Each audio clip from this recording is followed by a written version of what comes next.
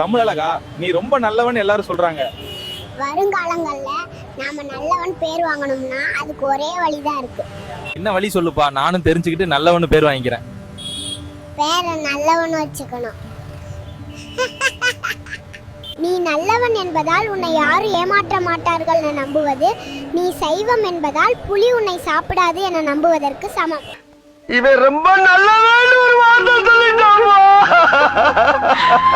அடுத்த ஒரு முகத்துல கறி பூசணும்னு நினைக்கிறாங்களே தவிர அவங்க கையும் கறியாகுமே யாரும் கவலைப்படுறதில்ல.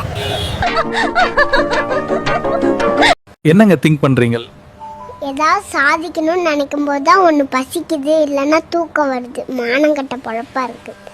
சோறு பொங்கும்போது தீய குறைக்கணும், கோபம் பொங்கும்போது வாயை குறைக்கணும். உங்க ஃப்ரெண்டை பத்தி சொல்லுங்க. நான் புலம்புறத கேட்க கடவுள் படைச்ச ஜீவன் என்னோட மச்சான் தான். நல்ல காலம் பிறக்குது, நல்ல காலம் பிறக்குது, ஜக்கமா சொல்லிட்டா. எல்லாருக்கும் நல்ல காலம் பிறக்குது. ஏலே ஜக்கமா என்னல சொன்னாங்க? ஏதோ நல்லதா தான் சொன்னாங்க. என்னமோ சொன்னாங்களே. ஐயோ ஞாபகம் வர மாட்டேங்குதே, மறந்துட்டனே. ஏன் இப்படி ஓடி வரீங்க?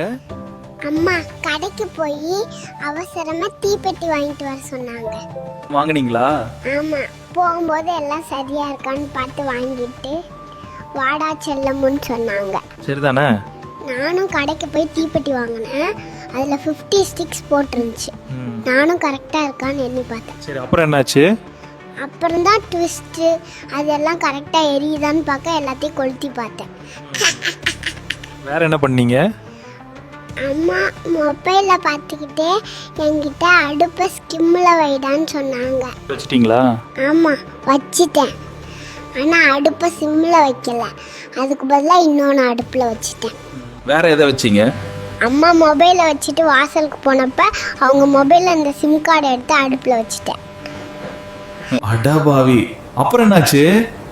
அம்மா அடிக்க வரங்க, வாங்க ஓடிடலாம். பாஸ், நீங்க ஒரு வில்லேஜ் விஞ்ஞானி பாஸ். என் மூஞ்சிக்கு முன்னால புகழாத, அது எனக்கு பிடிக்காது. பாஸ், நீங்க ஒரு வில்லேஜ் விஞ்ஞானி பாஸ். டைனி என்னாச்சு? பல்லு ஆடுதுன்னு அம்மாட்ட சொன்னா எந்த பாட்டுக்கு ஆடுதுன்னு கேக்குறாங்க. அவன் கஷ்டம் அவனுக்கு தான் தெரியுங்க.